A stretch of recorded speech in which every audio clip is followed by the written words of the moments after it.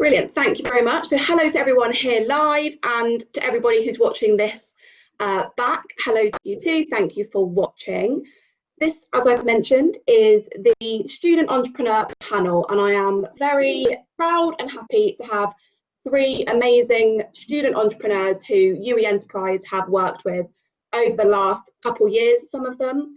They were all part of our summer scholarship scheme that ran this summer.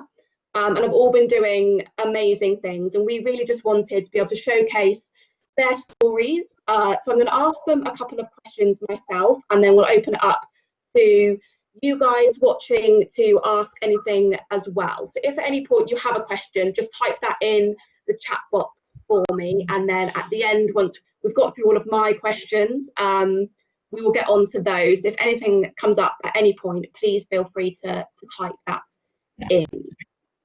Brilliant. Let me get rid of this.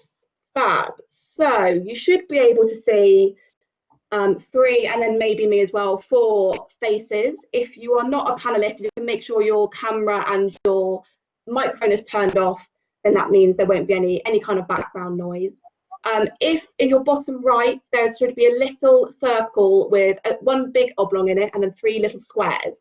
That should mean you can switch to current speaker mode. So if you prefer to view the presentation that way, then please feel free to do that, and you'll be able to just see one face speaking at a time. Does that all make sense? Any questions so far? All good? Give me a thumbs up if that all makes sense and sounds good to you. Brilliant. Thanks, guys. Brilliant. So thanks, Jack. Appreciate that.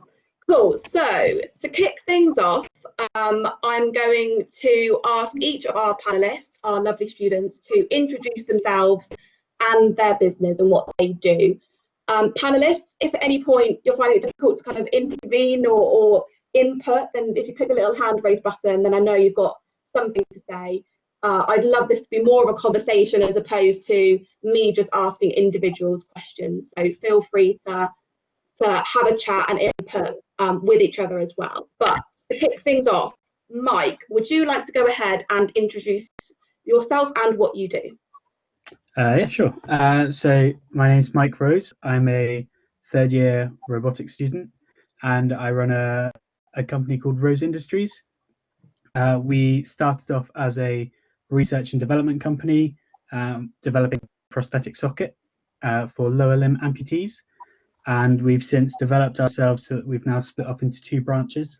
So we have RI MedTech, which is dealing with all the R&D with regards to medical devices. So we're currently working on a wheelchair, a leg brace, and still the prosthetic. And then on our other branch, which is RI Tech Solutions, we now do more engineering consultancy type things. So an example of that is at the moment we are developing a web app for another startup. So just developing using JavaScript. That's pretty much, we've been going for about coming up to just over 2 years now. So brilliant. Thank you very much. Alea, would you like to introduce yourself? Yes, hello everyone. My name is Alea. I'm a third-year law student, and I'm also the founder of First Gens. And First Gens is a service that supports those who are the first in their family to go to university, and it's essentially an online coaching platform. So that's what First Gens is. Amazing. And finally, Elise, would you like to introduce yourself? Hi, I'm Elise, and I am a placement year student. So I study psychology at UWE, and my project it's called the Ellie Project, and we are a company where we support students currently from A-level, from BME backgrounds who want to pursue a career in psychology. So we help them surpass the educational barriers, also racial barriers that are set against them, to ensure that they can get into the university that they want to, and we just continue to support them throughout their career and prepare them for all the things that are going to be coming up in their career in psychology. Brilliant, thank you very much, guys. So my first question is, how did you go about getting started? What were the first things that you did? Was it just an idea that you had for a while? or was it something that kind of happened quite quickly? Alea, would you like to go first on this one? Yeah, for me, it was something that I was pondering on for a while. I didn't really know how to monetize it, and it was just an idea until, I had somebody just turned around and said, you could make this into a business. And that's when I first started to look at what opportunities were out there, and I found that there was the UWE incubator, and that's what really helped me on my journey to use and access the support and guidance that was available. So I think that's how I got started. I think it was, UWE venture team providing me with the research, the managing resources. That was what got me started. Yeah. Oh, that's good to hear. I like that. Great answer there. Mike, what about you?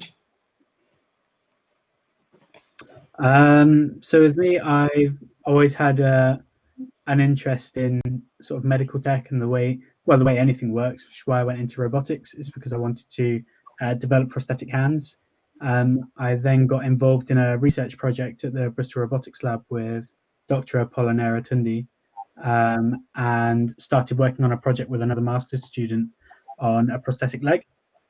And from there, I found that after I'd finished my summer placement with him, I was still developing the idea for this leg in my head.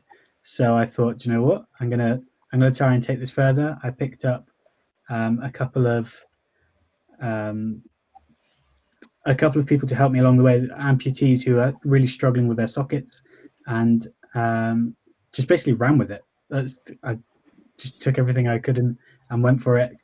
Met with Hani and Callum and started the boat from there. It's been a crazy adventure for the last 2 years. Crazy. It's been really good. Brilliant, thank you. And Elise, what about you? Yeah, so I originally started on a different project with the Student Ventures team. I always had this psychology project in mind from way before I even started university, just noting down like ideas that I had, how I could use my degree to help. And then I basically, after my second year exams, I was like, cool, what do I do now? And so I just decided to just do like a massive brain dump of all of the ideas that I had. I had like a massive whiteboard and I just wrote down everything. And so then I had support from Babasa, so the organization, which helps people from disadvantaged or lesser advantaged areas, kind of like with different sorts of things. So they were supporting me through that. And then obviously I came onto the scholarship as well. And pretty much from there, having both those resources, that's how I basically started everything up, just working throughout the summer on everything constantly. Brilliant. So a lot of hard work with all of you. So the next question is something we get asked a lot about. We need it's often an area which all entrepreneurs, whether they're student or not, need support in. And that is funding your idea, getting it off the ground. How do you go about doing that? And so I'd be really interested to hear from you guys how you found that process, whether you managed to just fund it yourself, whether it was a crowdfunding campaign. What methods or routes have you gone down to fund your idea and get that off the ground? I'd be interested to hear it. It's a bit of a taboo subject for a lot of people, but it's one that everyone asks about. Elise, how did you go about funding it? Do you want to kick things off? So I currently have been doing everything myself. The things that I've been doing haven't really required any funding as of yet. But as the process is going along, I'm kind of finding out ways that I do need funding. And I remember from one of the workshops that we did on the enterprise, one of the workshops that we did in the scholarship, was one on funding for social enterprises. So I'm currently in the process of setting up my business accounts, which hopefully, fingers crossed, I can do via Babasa. That's how I'm going to go about it. So it's first setting up the business accounts for people to then be able to put money into it if they feel so. So I'm going to go through one of the web links that was in that session for social enterprises. But generally, the funding there's not really any funding I need at the moment because a lot of the resources I can create myself. So it's kind of just a process of figuring out where I need money, which I am starting to work out now. I'd say work out what you need the money for first. See how much you can do on your own before you start to look for people to get money from, invest in your company. Absolutely, and I think that that's a really important thing you've said there, because a lot of people feel like they have to somehow raise loads of money or get a lot of funding to get things off the ground. And I think it depends on your business. For some, you can do what you've done and start things off with a very small budget, or just your own means. And I think especially if what you're providing is a service, then that's often the case. But I know, Mike, you've had a slight different journey there with funding, with a very different business model. So do you want to give a bit more information about that? Yeah, sure. So just going to throw out there, going into hardware development is not cheap. And unfortunately, it meant I had to raise funds before I really started anything. So I worked 3 part-time jobs and did uni and tried to start the business. Not much then. Yeah. So I worked in a qualified personal trainer. So I worked in a gym. And then I was also swim teaching at the weekends, and then working at the ice rink during the winter at Cribs Causeway. And then when I realised that I also needed that to pay my rent, we set up a crowdfunding campaign to try and get us some of our initial equipment, so like power supplies and things. And then that sort of bore us through till the summer when we got on our first scholarship scheme, myself and Tina, who's one of my business partners. And we did a research project. And then the next year was just a case of applying for as many small or large pots of money as possible. And we got successful with our first official grant win, which was the Dragon's Den competition, where we actually walked away with £2,000 towards our project, which was great. And then, like I said, still applying for things. We got on the scholarship program again, and then we just won one of the accelerator grants as well. So my advice is just, if you need the money, there is a pot somewhere out there. You just need to apply for everything. Cast your net wide, and I mean wide. Like, eventually you'll catch something. Yeah, try and make the most of every opportunity. Definitely. Always say yes. Whenever anyone says, do you want to do this? Always say yes, because it'll always lead to something useful. Always. Brilliant. And Alea, what about you? How have you funded getting First Gens off the ground? I was just thinking about, how important it is to actually have a conversation about finances, because you can jump onto the journey and then you stumble at hurdles because you need to pay for certain things which you may not have thought about. So I think it's important to consider those hurdles. And thankfully for me, I was able to tap into the funding through the Ignite program that UWE offered, and finally the Accelerator program. And really for me it was budgeting my money through that, and then also looking at other opportunities from innovation awards, and there's lots and lots of different programs and support out there. So yeah, I think looking for every opportunity and applying for everything, get as much money as you can. Yeah, pays off, and especially if you factor in what Elise said as well, and you know exactly how much you need, then that makes that job a little bit easier as well. Yeah. And we've got part of what the Enterprise team do. We have various workshops on the financial side of things, and so for everyone watching, if you're interested in coming along to those, there'll be links at the end, because it's an area which is often quite daunting for a lot of people. Brilliant. So you are all students, as well as being self-employed and running your own business.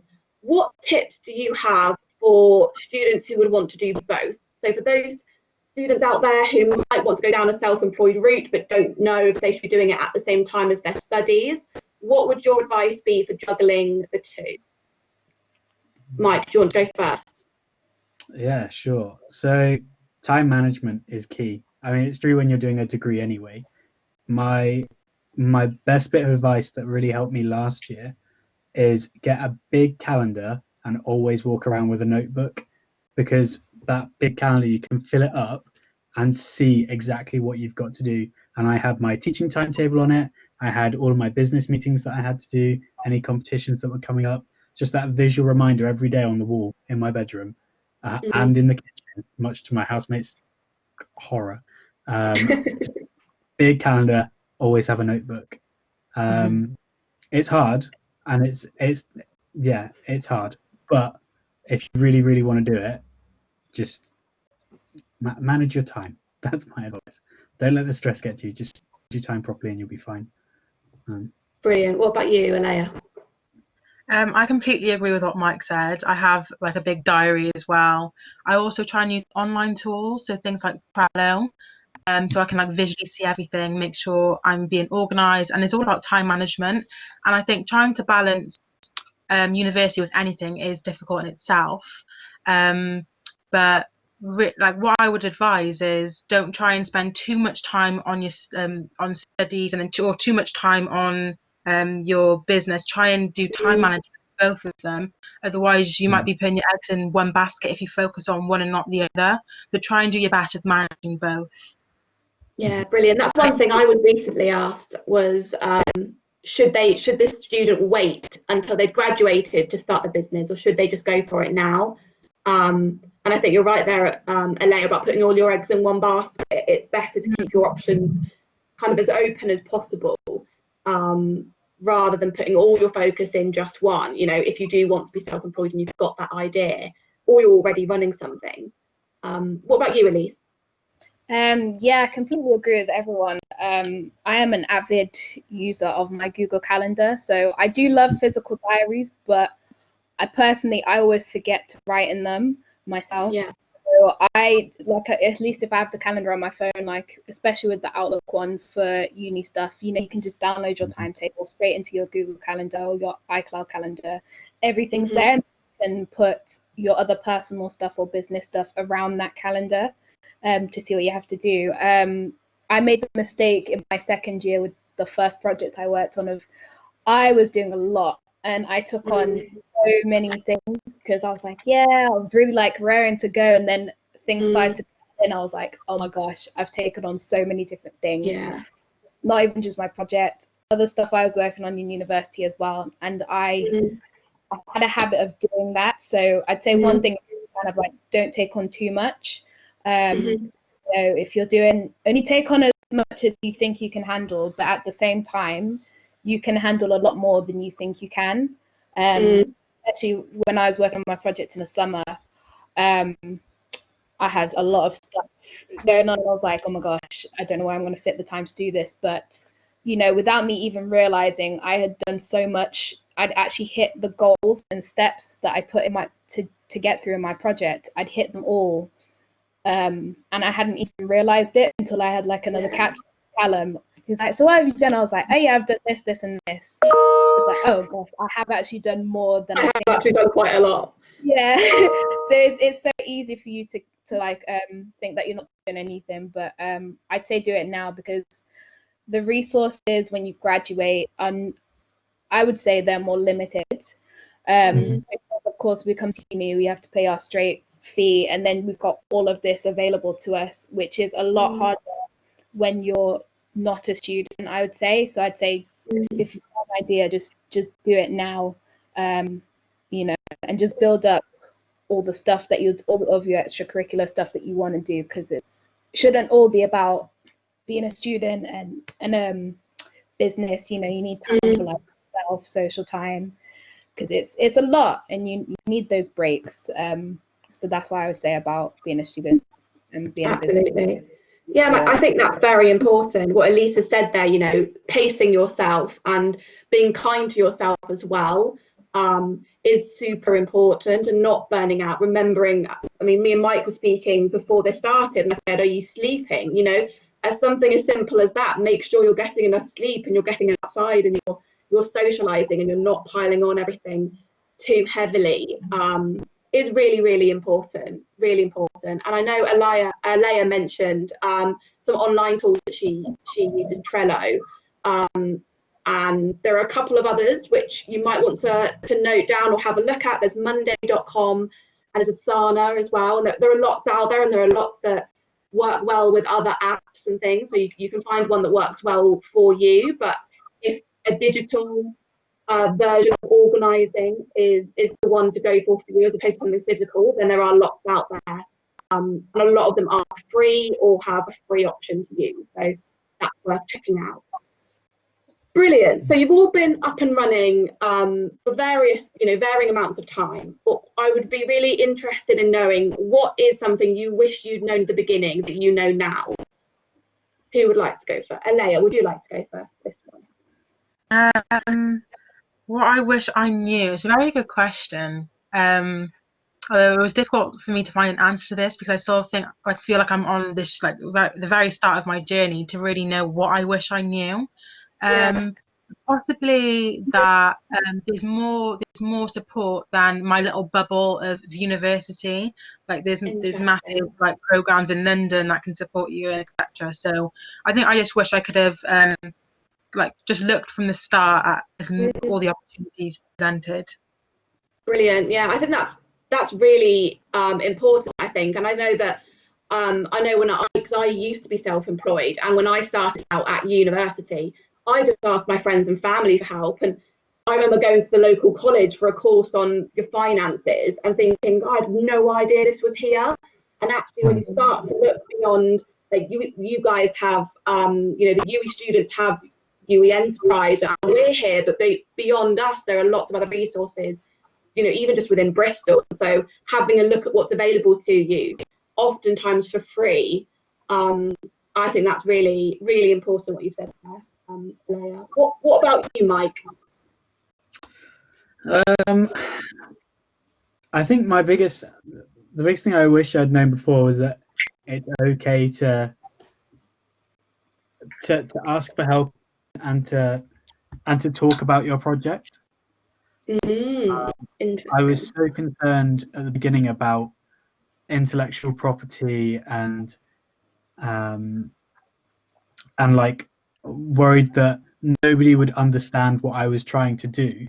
But actually, if I'd known that it's not all about, not everyone's out there to get you. Like most people are out there to help. But ask for help and talk to people. I think the biggest thing I benefited from was actually getting into the venture space and being able to talk to people. It made a huge difference. So yeah, if you have an idea, talk to people about it. It makes such a big difference, and you feel like a huge weight's been lifted off as well. I wish I'd paid more attention to that and know that was going to be less of an issue than it was. Like definitely.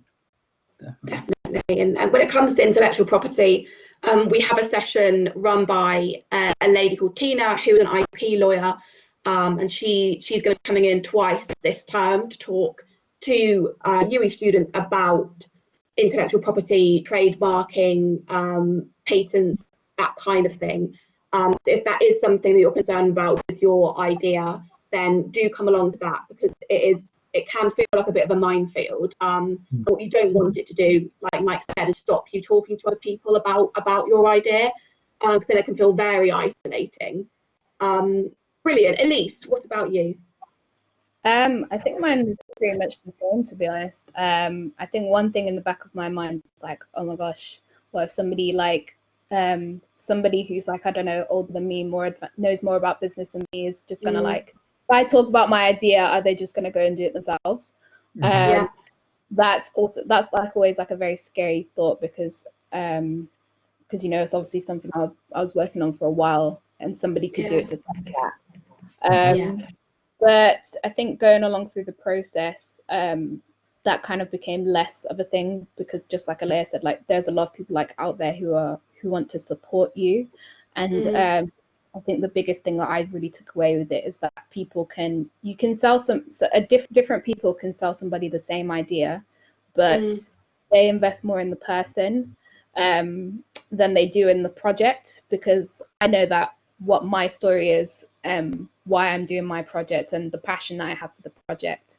But somebody else might not have that same passion that I do, and that the fact is that is what makes me a more investable person, is because of the passion I have for it and the goal and everything like that.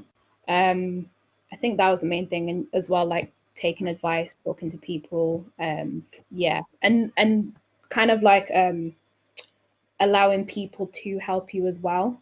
I think I was like, oh, let me just do it all myself. You know, kind of giving responsibility to people as well, is something that I kind of wish I did a bit more. I'm still learning to do that now, but yeah, fingers crossed we'll get better at that.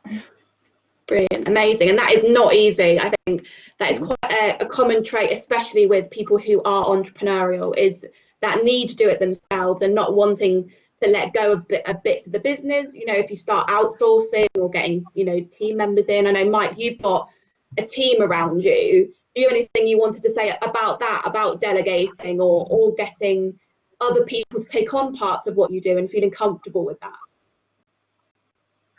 Yeah, there are two parts to it. So having a team is really good because it means you can offload some of the weight. So currently I've got two guys downstairs that are continuing to work on a project that we're all on. And the nice thing is, you know, that you can get that project done.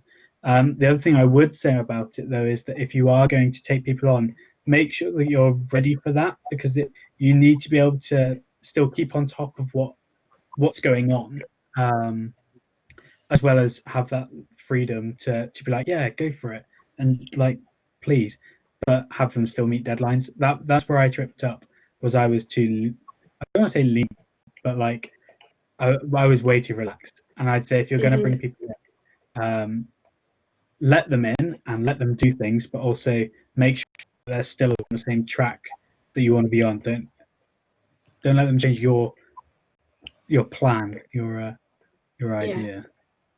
Absolutely. Definitely. I'm a control Brilliant. freak, so that's great. It's very difficult. All the best people are, Mike. It's fine. You're fine. Brilliant. So I have got a couple more questions, but I thought I'd open it up to you guys watching. I know we've got Tawny here. We've got John. I know Callum's on the line as well. Do any of you guys have a question that you would like to ask one of the panelists in particular, or we can put it to all of them? If you do, you can either pop the hand up and click that button, or just type it in the box. Tawny, brilliant, thank you. If you turn your microphone on, Tawny, they should all be able to hear you. Can you guys hear me? We can. Hello. Great. Yeah, jump straight in there. Go for it. Yeah, I just wanted to ask a question, expanding on, I can't remember who it was earlier that was speaking about kind of tying in like a live project alongside your studies. I don't know if I understood that right. But I'm just starting university now, but I've come to uni a little bit later in my life, so I'm 26. I've kind of done it a bit the other way around. I've done a lot of experiential hands-on learning. I have a really clear idea, not how I'm going to do it, but what I'm going to do, and just kind of solidify it with a degree now. And I'm really excited about all the opportunities and networking that is available. But yeah, I think I'm really curious about how, like what scope there might be to actually create quite strong interconnections with your business idea, with a live uni project, and sort of creating that employability experience as well, particularly in the realms of like social enterprises as well. Yeah, that's quite a big question. No, that's brilliant. Thank you. Do any of you guys have that experience? Have you managed to combine what you're studying with what you are working on? Mike, you're nodding your head there. What's been your experience of that? So my dissertation is directly connected to my company, my final year project. I mean, for me, I think specifically it was getting involved in stuff over the summer as well. I started uni when I was 24, so a little bit later as well. And like connecting the degree to the project for me was quite easy, but at the same time you have to make sure you don't get sidetracked with it. So you still have your other modules, right, and your other your other stuff that you do. But if you have like a specific module that you can tie into it, then I'd say it's actually relatively easy. It depends what course you're doing, to be honest, and what your project is. For engineering, it's easy, to be honest. Yeah, thank you. Just to kind of bounce off that a little bit, if that's all right. Yeah. Absolutely. Yeah. Cool. Yeah, so I'm actually entering environmental science. I have Nice. a strong feeling that I'm going to switch to wildlife ecology, just because of a few twists and turns in the path as of late.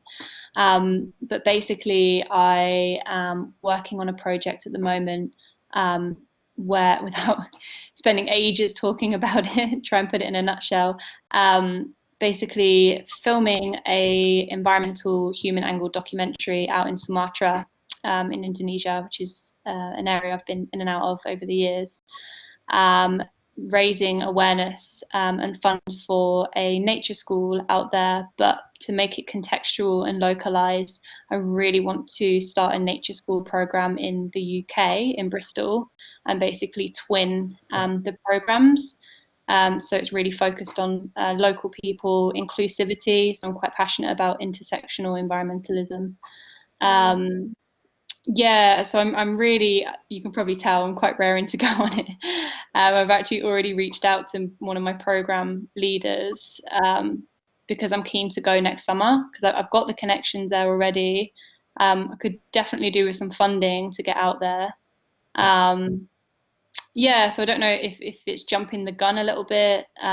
It feels quite natural to just go anyway, even if it is leading up to the third year dissertation. I don't know if you've got any advice on that. Yeah, sorry, go on. Oh no, I was just saying, no, your project sounds really great, but in terms of getting it started up and funding, there's always, I'm not sure how it's going to work right now, but what I've always said is that people are always here funding for different trips, doing like bake sales, just like your standard stuff. And if you're also trying to generate a video as well, to help with your advertisement, I'd say get connected with the people, with the students on Bauer Ashton campus, because I've met a lot of people this way, and even though I don't use them currently right now for anything, they're still really good connections that I have, and they're good friends of mine.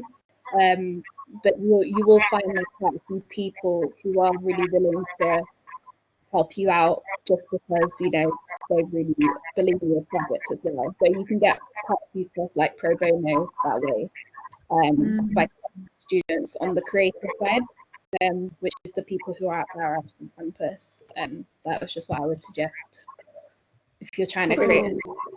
There'll be like advertising and stuff. Yeah, absolutely. And that is something that we're massive advocates for. Me and Callum, we love to see that kind of collaboration, that crossover between students working together. And that's not so easy, in COVID times where you're not all going to be in the same space, but hopefully we can build a bit of a community virtually for you guys to make those connections. Brilliant. Thank you, Corny. Thank you for that. Thanks, guys. No worries. Thank you. Callum, am I right that you have a question? Yes, I do. Hello, everybody. Wonderful today. I think it's fantastic. I think I think a lot of the time we always ask people kind of what have been the biggest challenges and all of the lovely struggles that you go through as a student entrepreneur. But I'm actually really interested to flip it on its head and hear what are the best bits of being a student entrepreneur.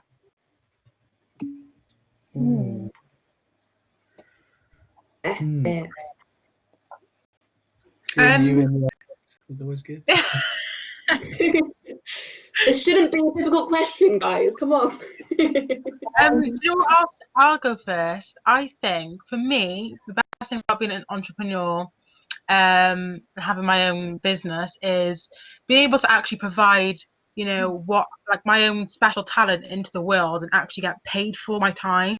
I think that's something that's quite special, which not everyone has, which I think is really amazing.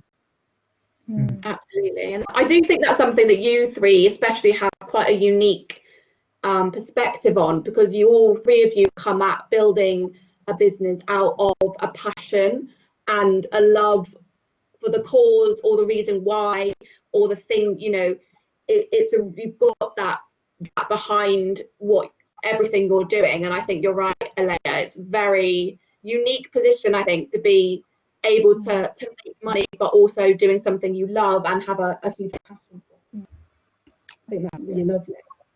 Definitely. I think as well, one of the greatest things for me is like the egotistical side of being like, I'm a CEO and a founder of this company. It's a great thing to put, like when I look at my LinkedIn bio, I'm like, oh. Absolutely. Yeah, just not just that, but also, you know, just the fact that, you know, there's something I'm passionate about. It's not just me who's passionate about it. You know, finding out, because also top tip, like, you know, I would recommend everybody create like a LinkedIn account and just connect with loads of people, relevant people, I would say. But basically, when I did make a post about my project where I was like in the early stages of it, I had an idea of what I was doing and I planned to set it up, and I made a post and it got, you know, it became very popular very quickly, and I was just really surprised and shocked by all like the love and the comments of people saying, oh my gosh, that's great, like, you know, we really need something like this, you know, let me know if I can do anything, I support your project, can't wait to see what you do. You don't even, it's something that I didn't even realize until like I really opened up and I was like, this is what I'm doing. And you realize that it's not just it's not just something that's in your head that you think, oh, maybe it will do a bit well. Like, no, there is a lot of people who recognize that there's an issue and that, you know, now you're doing something to provide a solution for a problem that you know is there. So it's just really like having that awareness and that there are people out there who really do support what you're doing. Brilliant. It's not just like a silly idea you have in your head, like it's, you know, something good, and it does provide it's validated. Yeah, definitely. So that's what Amazing. I really like about that. Yeah. Thank you. Mike, what about you? What's the best bit? I have to admit, like, the pride bit does definitely get in there. So no matter where I am within like a part of the engineering block, I'm known as that robotics student that's running a company, which is awesome. And I bumped some first years in the labs, and they're like, "Oh, my lecturer was telling me about you and the limbs you're doing," and I was like, "Oh, that's really cool." Like, yeah, why do you know my name? But also, I think, and it's something that's been playing on me quite a lot recently as well, is that I've realized that whenever I go and see one of our clients, so one of the amputees or like a lady that's got polio at the moment, we're working with her, whenever we see them and they see us, they know we're not just your standard, I don't mean to jibe at them, but not like the NHS where they're just a number amongst like a number of others. They see us and they go, I'm going to get the help I need now. Like, these guys are listening to me and they're paying attention. And to me, I mean, it sounds really cheesy, but that's the whole reason I'm doing this. Is I've had this, it's almost like an addiction to help people. My housemate, my girlfriend will tell you, I go out of my way all the time. It bugs her. But like, just helping people and knowing that I'm contributing to a wider society than myself. And that just again builds up on the pride side, because I know I'm working harder than my course mates. I think that's I'm putting the effort. So. Love that. Does that answer your question, Callum? Absolutely amazing. I mean, you guys are amazing anyway, student entrepreneurs, but always lovely to hear what you're enjoying about the journey. Brilliant. Thank you. Does anybody else have any questions, or someone who's already asked one, they might have another one? Either type it in or click the little raise hand button if you do. No worries, John, thank you very much. There'll be a link to watch the last 15 minutes if you'd like to, but thank you very much for coming. Brilliant. Any other questions? I have got a couple more.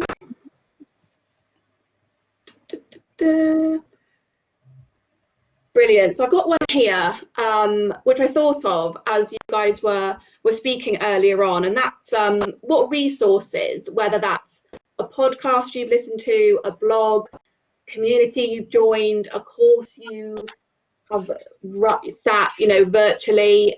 What is there anything, a book, if you had to pick one or two things to recommend, what would that be, if any? You might not kind of use those kind of tools, but if you do, what would they be? Mike, I know that your mentor was quite a big advocate for reading a lot. You've been doing a lot of reading, but what resources have you found useful? So, I mean, there is a book that has been particularly useful. It's called Limitless by Jim Quick, and it's all about utilizing your brain and being able to absorb as much knowledge as possible and retain it. And that's been amazing. I think I'm going to read it a second time, to be honest. And I literally finished it maybe a month or two ago. It's incredible. And the Enterprise Hub, like I was in there pretty much every day picking someone's brains about what to do and like how to approach things. And I mean, being a UWE student, I feel incredibly privileged to be able to have that for me to, I don't know, utilize, I suppose. So you guys and Jim Quick, that's the secret. That's all you sauce, need. I think. All you need. Brilliant. What about you, Elise? Yeah, I'd say the same as well. Like everything I've done, all the advice I've gotten has been from different sorts of people from different industries, and I've been really grateful the fact that Babasco have been working with as well. They've really connected me with people who deal with like safeguarding GDPR, which I have no idea about. And also just, via my social media, when I see people doing things, I actually DM'd Alea, who sent me some resources about how she was kind of setting up her website, and like a book that she'd read. I'm sure she'll tell you about in a sec if she remembers. But yeah, it's just, I'd say like the inspiration is everywhere. If you see somebody doing something that's really cool, like when I looked at Alea's website, I was like, oh my gosh, this is amazing. Like, how did you do this? So yeah, and she was just there to, like tell me, the processes she took and everything like that. And so that was just really helpful to me. So just take advice from those who have who are further ahead than you are, is what I would say. And don't be intimidated by others' process, because you're on your own journey, they're on their own journny. Be inspired instead. Brilliant. Love that. What about you, Alea? I would say for me it would be joining networks, so joining specific groups of people, like large organisations that are there to support a specific type of person. And I just found from joining certain networks, I've been able to like just ask a question, and there's so many people who are there to answer or provide resources for me, which I can then share with other people. So I think, having like a diverse set of networks and being able to tap into anything whenever you need it, I think that's what really helped me. And the book I'd recommend would be Rich Dad Poor Dad by Robert Kiyosaki, I think you pronounce his name. And that just really offers like a different way of thinking and an entrepreneurial mindset, and I thought that was really helpful for me. Amazing. Love that. And Danish has written in here, Real AF is a great podcast which can help. If any of you check it out. Have any of you listened to that yet? I think I have. Thank you very much for that. And they've also asked, what lessons have you learned? And I think we can tie this into a question I had, and I guess it's the flip side of what Callum asked.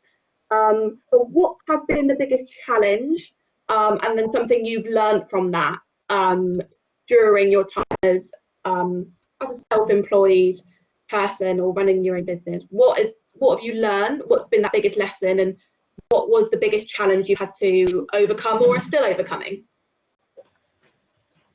Who wants to go? I don't mind going first. Go on then, Alea, you go. I think what I had to quickly learn was not to spread myself too thin.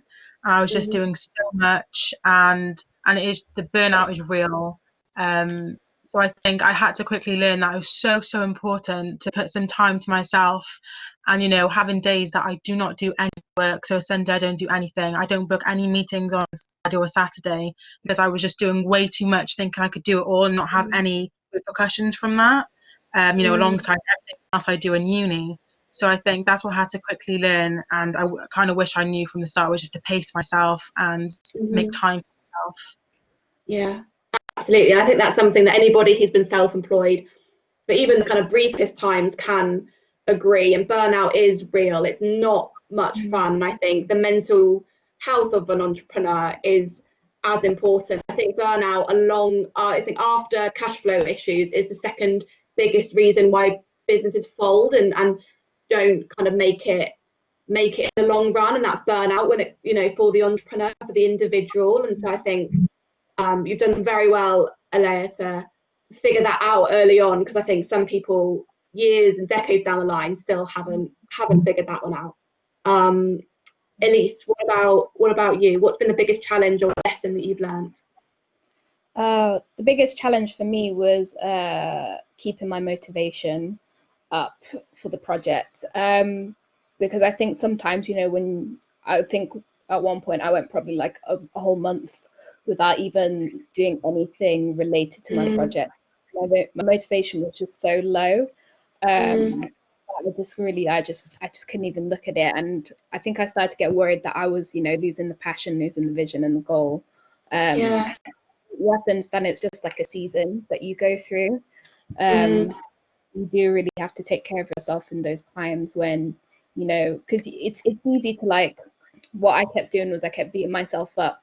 The longer I went without looking at my project, the more I felt bad about myself for not doing anything. And then you start to get into like that sort of imposter syndrome mindset, like, oh, since I haven't done it for a while, I should just like give it up now, haven't started anything yet. But that is something really dangerous, I would say. And always I would say just always keep pushing through, even if there is a little voice in your head like just telling you to just give up. Keep at it, and when you are feeling better, get straight on it. Another challenge I had was like, once I'd done an amount of stuff, once I'd hit certain goals, I'd have like a mental block. I'm like, hey, what do I do next? So I would say just find somebody to talk to. For me, it was the mentor I had at Babassa. I'd just be like, hey, I've done all of this stuff now, I'm not really sure what I need to do next. And they can provide like external perspective on your project. When you're in it, you can often lose sight of, where you need to go. But when you have somebody else to talk to, they can see what you can't currently see. And that's how I've progressed so much, is when I have those like mental blocks where I'm like, I don't know what I need to do. I talk to them and they give me tips and ideas on, where I need to go next, basically. So just keep talking. Keep talking about it. Absolutely, and being self-employed is notoriously lonely oftentimes and can be quite isolating, and then a global pandemic happens and people are then stuck in bedrooms or flats, and it kind of gets a lot worse. And so I think you're right, absolutely, there to reach out and talk to people. And if you're planning on being self-employed or are self-employed and don't feel like you have anyone to speak to about what you're doing, then that's where me and Callum come in, and we're absolutely here. That's what our jobs are here for, is to help UWE students and graduates with being self-employed and all parts of that, whether it's a bit of a pep talk and going through mindset and those kind of hurdles, or your cash flow and your tax return. That's what we're here to help you guys with. Mike, what about you? What has been your biggest challenge or lesson you've learned? I was about to say internet connection because it just dropped. Ironic that the I did notice. leads to internet connection. You did well to get back. Yeah. Mine, honestly, it was letting people in and letting other people do things. I am a notorious control freak, and I have a very specific way that I like things to be done and all of this. And I think actually letting in another team member or another 2 team members to sort of take that load, and just accepting that as much as I want to be, I'm not Superman, and I have my limits. So it ties in quite nicely with what's already been said, I think. And it's just a case of like I just didn't make use of the resources enough when I started, and like you said, burnout is horrible. Like 8 cups of coffee a day, you're doing something wrong with your day. Like, Absolutely. so yeah, I think just relying on other people and trusting other people, that's the biggest thing I learned, and that was I'm so much better for it now. Don't get me wrong, I'm still super busy. I'm less busy than I would be if I was on my own. So there we go. Exactly that. Brilliant. Thank you, everyone. And so one last question from me, and that is, what's next for you and your business? What's coming up? Elise, do you want to go first? Yes, so the next steps for my business, obviously once we've got our company accounts sorted, we can then start kind of like looking for investment, or seeing who's out there who's interested in the project. I next need to, so in November we're planning to do the pilot for our first program, so it's called the Blueprint Program, which is basically providing A-level students with like the basic blueprints to kind of like pass their exams. Just finding out what their strengths and weaknesses are, educating them on how to answer specific questions, and just making A-levels just less scary for them. Is pretty much what we want to do with this first program. So we're going to be taking on a small number of students first, and then after that we're going to start to get a review, refine the program, make it a bit better, and then we're going to bring it out on a wider scale. And then I also need to recruit more mentors as well, people who are up for volunteering, as there's currently no way to pay them at the moment, but that will come afterwards. I'm just looking for people who are passionate about it right now. Yeah. Absolutely. Sounds amazing. Mike, what about you? Next step for us, building some prototypes, I think. So we're just in the midst of finalizing a couple of designs, and then we'll go into prototyping and testing with the medtech side. And then with tech solutions, it's just a case of making the most of our contacts and calling more people and finding more contracts. I think it's like for every 100 people you might get a new contract. So that's our aim at the moment. It's just call up as many people as we can. Brilliant. Make those connections. Exactly. Brilliant. And Alea, what about you? What's next for First Gens? Next for First Gens is testing the pilot. So part of the service is creating bespoke workshops for students. I've currently got 3 clients, so I'm just working hard every day to smash the workshops, make sure they're up to scratch and how I envisioned them to be, and then actually deliver them this year, and hopefully get the feedback and then scale it wider on a national level. Nice. Amazing. Sounds pretty good to me. Brilliant. So we're about on time. Not bad. Thank you very much to all 3 of you for being part of our panel. It is hugely appreciated, and I know I'm feeling inspired, and you guys should all be very, very proud of what you're doing. It is incredible, so be very proud of yourselves. And if you've been inspired by these 3 students, or just want to know a bit more about being self-employed or working as a freelancer, or what those options out there look like, myself and Callum are the people to speak to. We're very friendly. We love speaking to people, so do come and drop us an email or follow us on social media. We have a LinkedIn group called the UWE Enterprise Network, which we're trying to encourage people to join. There are our previous scholars on there, but also our mentors and our wider community, mainly based in Bristol, so that's a good one to join. I will ask the panelists if they feel comfortable to put in their email address or their website or their social media handle in the chat box in case you're interested in following up with them or keeping in contact, maybe your LinkedIn profile, something like that. And with Enterprise, what we've got on offer, so myself and Callum offer one-to-one appointments. Those can be booked in via Info Hub. You can check those out there and select a time and a date which works for you. I know some of you have already done that. So you can speak to me or Callum or both of us about a problem you're having, a hurdle you need help with. It might be how to file a tax return. It might be brainstorming marketing ideas. We're here to help at whatever stage of business you are at. Coming up, starting next week, we have 2 workshop series starting. We've got BYOB, Be Your Own Boss series on a Tuesday, and a Your Future in Freelance, Your 5th series on a Thursday. This term, at the moment, they're all going to be remotely, virtual Blackboard sessions. Callum's running one, I'll be doing the other. As I said, they start next week, and they're both 10-week series that cover all the kind of business basics.